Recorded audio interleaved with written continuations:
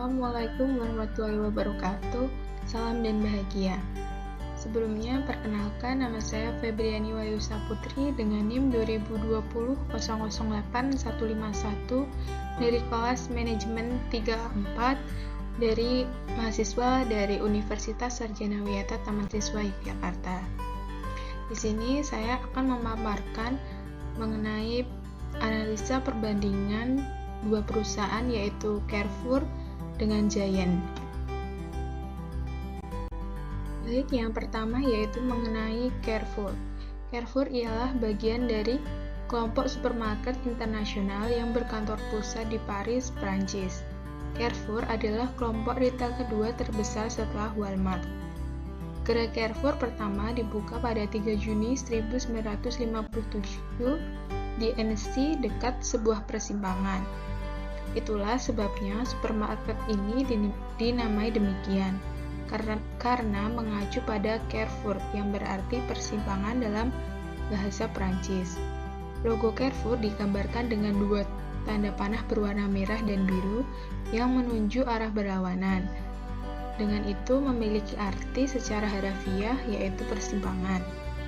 Bila dilihat lebih dekat lagi, logo tersebut sebenarnya berbentuk seperti plang rambu lalu lintas yang kemudian ditulisi huruf C yang berwarna putih. Selanjutnya yaitu sejarah Carrefour di Indonesia. Carrefour di Indonesia hadir sejak tahun 1998 dengan membuka gerai pertama di Cempaka Putih pada bulan Oktober 1998. Pada saat yang bersamaan, Continent sebagai perusahaan retail Prancis membuka gerai pertamanya di Pasar Festival.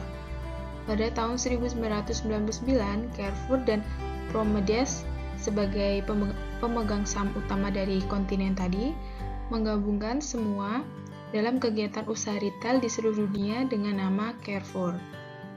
Hal tersebut menjadikan Carrefour sebagai retail terbesar kedua di dunia. Sebagai bagian dari perusahaan global, PT Carrefour Indonesia berusaha untuk memberikan standar pelayanan kelas dunia dalam industri retail Indonesia.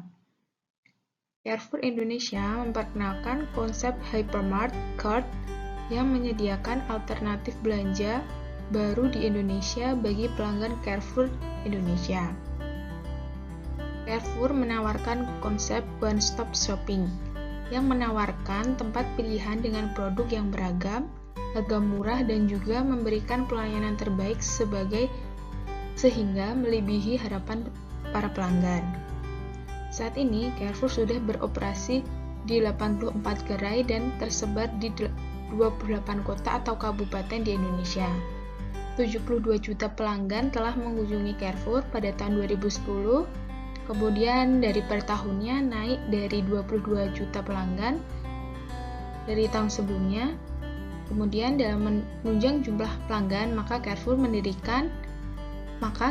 sendiri menawarkan lebih dari 40.000 produknya. Sehingga dari tahun ke tahun itu rata-rata mengalami peningkatan jumlah pelanggan kurang lebih 62 juta. Kemudian Carrefour memiliki visi dan misi. Visi yang pertama yaitu visi Hypermart Carrefour Indonesia adalah menjadi retail nomor 1 di Indonesia. Visi ini menunjukkan bahwa Carrefour berusaha untuk menjadi top leader dalam bisnis retail di Indonesia, baik per-retail lokal maupun per-retail dari luar negeri luar Indonesia, sehingga persaingan semakin kompetitif dalam merebut, menarik, dan mempertahankan konsumen.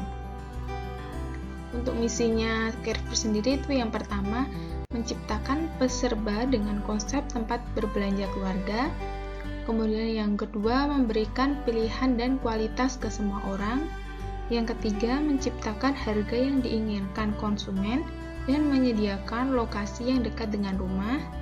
Dan yang terakhir, membangun kerjasama yang baik dengan para pemasok yang berkualitas. Selanjutnya yaitu analisa Carrefour. Carrefour ini memiliki 3 analisa dalam menjalankan bisnisnya, yaitu yang pertama rencana strategis. yaitu rencana umum yang mendasari keputusan alokasi sumber daya, kemudian prioritas dan langkah-langkah tindakan yang diperlukan untuk mencapai tujuan strategis tersebut. Carrefour ini mempunyai strategisnya, yaitu yang pertama, secara rencana strategis, yang pertama menjadikan perusahaan retail terbaik di setiap format untuk menghasilkan pertumbuhan penjualan yang berkelanjutan. Kemudian yang kedua, menjadikan pemimpin di setiap pasar tertentu, baik di Prancis, di negara asalnya, kemudian kelompok negara, kemudian di pasar-pasar negara yang berkembang.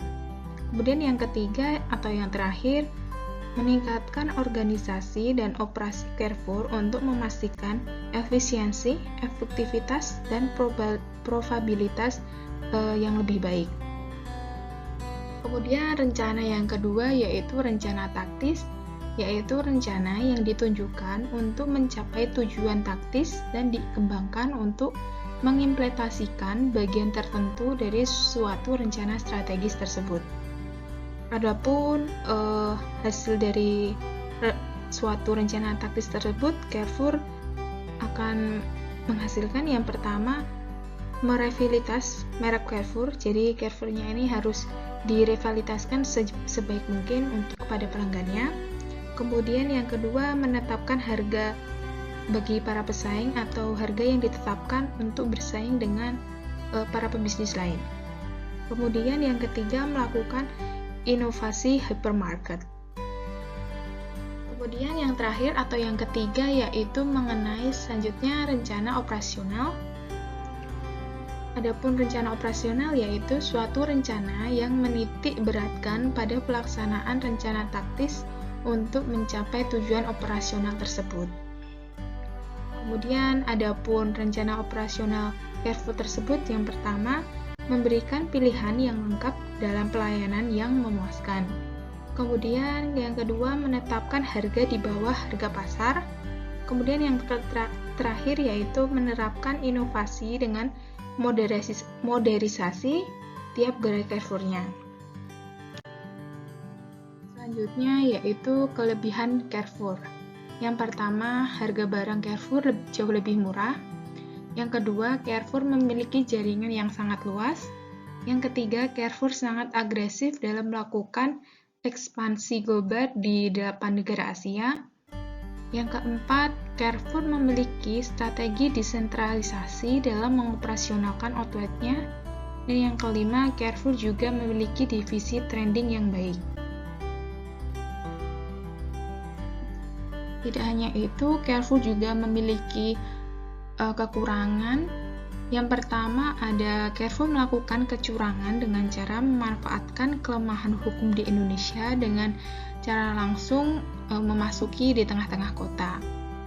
Kemudian yang kedua, harga supermarket Carrefour satu dengan yang lainnya berbeda. Jadi di cabang ini dengan cabang yang lain itu masih ditemukan harganya yang masih berbeda gitu. Kemudian yang ketiga, selalu terjadi kekurangan salah satu produk barang.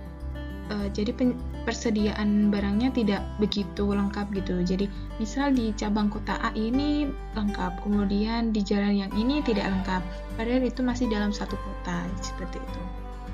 Kemudian yang keempat, Carrefour termasuk hypermart yang kaku dan banyak menekan terhadap supplier. Yang dimaksud di sini mungkin seperti suppliernya itu hanya itu saja. Jadi Carrefour-nya tidak mengembangkan atau melakukan pengembangan untuk pemilihan suppliernya. Jadi mereka hanya terpaku dalam supplier satu itu dan mereka akan terus menggunakan supplier tersebut. Jadi tidak mencoba supplier satu atau yang lainnya. Jadi hanya terpaku pada satu supplier. Jadi disebut di situ yaitu hypermart yang kaku dan banyak menekan terhadap supplier. Kemudian yang kelima, terjadinya monopoli waktu. Yang seharusnya creator modern atau seperti Carrefour gitu ya, seperti hypermart supermarket gitu, hanya buka mulai bukanya dari jam 10 pagi hingga jam 10 malam, tetapi Carrefour ini telah melakukan kecurangan, yaitu membukanya dari jam 8 pagi hingga jam 12 malam. Selanjutnya saya akan memaparkan mengenai pembahasan dari perusahaan Giant. Sejarah Giant. Giant didirikan pada tahun 1944 sebagai sebuah toko kecil yang berada di Kuala Lumpur, Malaysia. Bisnis Giant kemudian berkembang seiring dengan dibukanya Tank Minimarket Center di Bangsar, Malaysia pada tahun 1974. Giant adalah jaringan toko swalayan yang memiliki banyak cabang di Indonesia. Selain department store yang menjual produk sandang seperti makanan, Giant juga memiliki supermarket atau pasar swalayan yang menjual kebutuhan sandang barang kehidupan sehari-hari. Kini sahamnya dimiliki oleh Hero Supermarket Group hingga Agustus 2010. Kemudian telah dibuka 46 hypermart Giant dan 10 gerai supermarket Giant di Indonesia. Perusahaan Giant ini memiliki visi dan misi. Untuk visinya yaitu menjadikan retail terkemuka di Indonesia dari segi penjualan jangka panjang dalam penciptaan nilai stakeholder. Kemudian misinya yang pertama, 1. Kami memiliki 5 merek toko yang dapat memuaskan semua segmen pelanggan dan kita akan mengembangkan di seluruh Indonesia dan memberikan keuntungan dengan memperkuat penawaran di masing-masing toko. Yang kedua, kami meningkatkan dan memotivasi talenta lokal terbaik dalam perusahaan. Ketiga, kami berusaha keras menjadi yang terbaik bagi pelanggan, lebih sederhananya bagi karyawan, dan murah bagi perusahaan. Kemudian yang keempat, kami sebagai pelopor retail di Indonesia akan melanjutkan kerjasama untuk tumbuh seiring dengan perkembangan negara kita, memajukan perusahaan kita, dan meningkatkan kesejahteraan para pemangku kepentingan. Selanjutnya yaitu kelebihan dari Giant. Giant memiliki beberapa kelebihan. Yang pertama yaitu Giant dapat menggantikan posisi Hero karena memiliki omset yang jauh lebih besar dari Hero. Hero tadi di sini Hero Group sebagai pemangku utama dari si Giant ini. Karena si Giant mendapatkan omset jauh lebih besar dari si Hero, maka Giant digadang-gadang akan dapat menggantikan si posisi Hero ini. Kemudian yang kedua, mempunyai produk dalam negeri yang murah. Kemudian yang ketiga, pertama di dunia yang telah mengadopsi konsep Green Lighting Solution atau yang di sini disebutkan penghematan daya listriknya. Jadi biasanya kan dalam sebuah supermarket, hypermart gitu kan ada sebuah lighting atau sumber energi yang banyak dipakai gitu ya. Tapi si Giant ini telah mengadopsi sebuah konsep Green Lighting Solution atau meminimalisir sebuah daya dari si energi ini. Kemudian yang keempat, Giant menerapkan strategi diversifikasi develop produk-produk baru. Kemudian yang kelima, produk yang dilakukan adalah by email.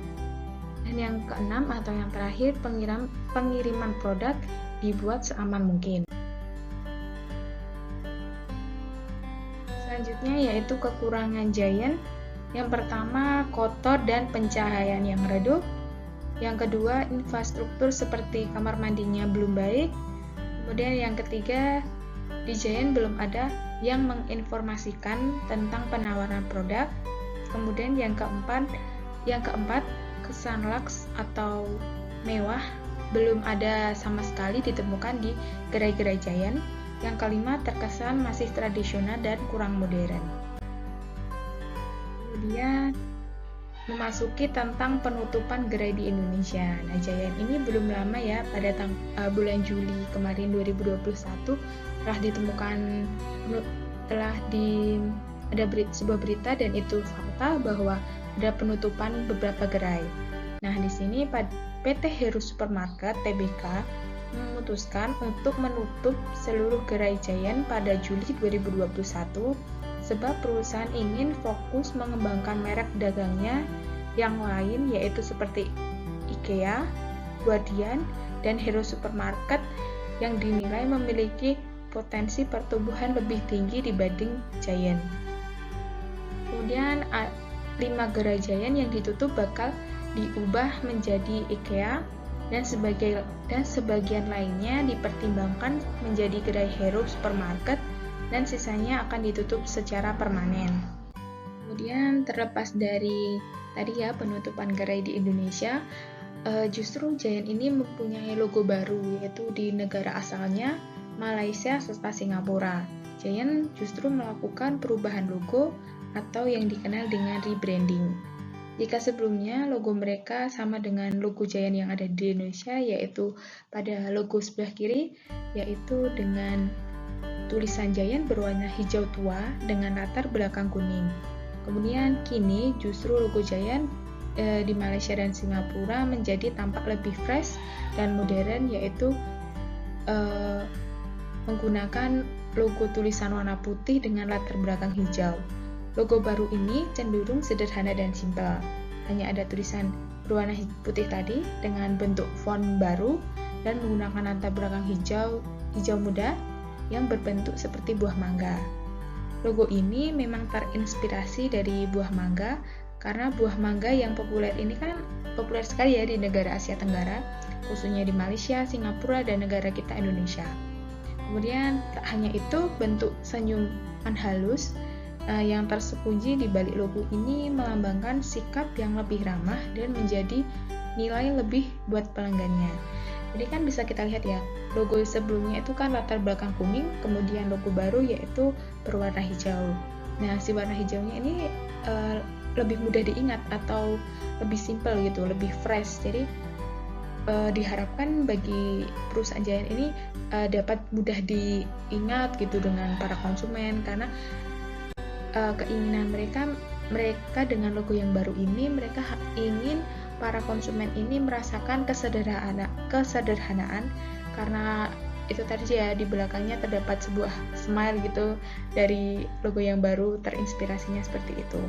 Nah, di sini kan dapat kita simpulkan ya, apakah si perusahaan ini adalah salah satu upaya untuk tetap mempertahankan di situasi ekonomi tengah pandemi dalam pembuatan logo baru, atau memang ini merupakan strategi jangka panjang untuk melibas gitu, mempertahankan bagi kompetitornya. Nah, di sini masih dipertanyakan nih. Tuh, kemudian selanjutnya yaitu kesimpulan dari pemaparan dua perusahaan tadi, yaitu perusahaan Carrefour dan perusahaan Giant. Yaitu melihat perbandingan di atas, terlihat sekali kalau keunggulan harga dan branding saja belumlah cukup. Contohnya, kita sebagai orang Indonesia nih, kita pasti bangga kan dengan produk Giant yang dianggap mewakili Indonesia di negerinya sendiri. Tapi setelah merasakan layanan dari Giant tadi, kan ada kekurangan dan kelebihan tadi ya, kemudian kita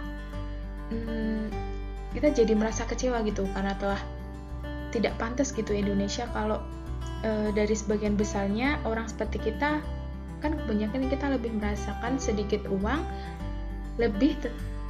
jadi gini, lebih baik mengeluarkan sedikit uang tetapi mendapatkan kenyamanan dibandingkan hanya sedikit murah tetapi kenyamanannya sama sekali tidak terpangkas gitu ya. Nah, tadi bisa kita lihat kekurangannya dari Giant kan, ada dia mendapatkan green tadi kan ya, green solution tadi, yaitu peminimalisir sumber energinya tadi. Jadi mereka lampu-lampunya itu sempit pencahayaannya berkurang. Nah, itu malah tidak memiliki kesan laks yang mewah tadi. Nah, sedangkan dengan Carrefour kita saat masuk dalam Carrefour kan wah cerah gitu ya, langsung pencahayaannya terang gitu. Tapi para konsumen ini lebih memilih Carrefour ini karena Carrefour lebih terang, lebih bersih gitu, kelihatan dari pencahayaannya lebih terang kan, memiliki kesan yang bersih gitu. Nah, dibandingkan Giant, pencahayaannya yang redup malah membuat para konsumen tidak nyaman dan malah memiliki kesimpulan bahwa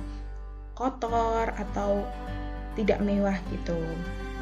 Selanjutnya, karena tak hanya harga yang murah saja yang dapat mempengaruhi perbedaan tingkat citra toko pada konsumen, tetapi juga hal yang penting diperhitungkan bagi pembisnis retail adalah suasana toko yang nyaman. Jika konsumen telah merasa nyaman berbelanja di sebuah toko, hal ini merupakan sebuah aset yang penting bagi perusahaan. Karena kemungkinan besar konsumen tersebut akan melakukan pembelian ulang di toko tersebut. Bisa dilihat jika perusahaan berhasil menjalankan dengan benar, maka akan seperti Carrefour hingga saat ini masih bisa bertahan di Indonesia. Kemudian dibandingkan dengan Giant, mereka tidak dapat menerapkan layanan yang baik kepada konsumen, sehingga banyak gerai di Indonesia yang telah ditutup. Selanjutnya yaitu penutup. Baik, di sini saya ucapkan banyak terima kasih kepada teman-teman. Kemudian hanya itu saja yang dapat saya paparkan mengenai analisa perbandingan dua perusahaan yaitu Carrefour dan Giant. Kurang lebihnya mohon maaf. Salam dan bahagia. Wassalamualaikum warahmatullahi wabarakatuh.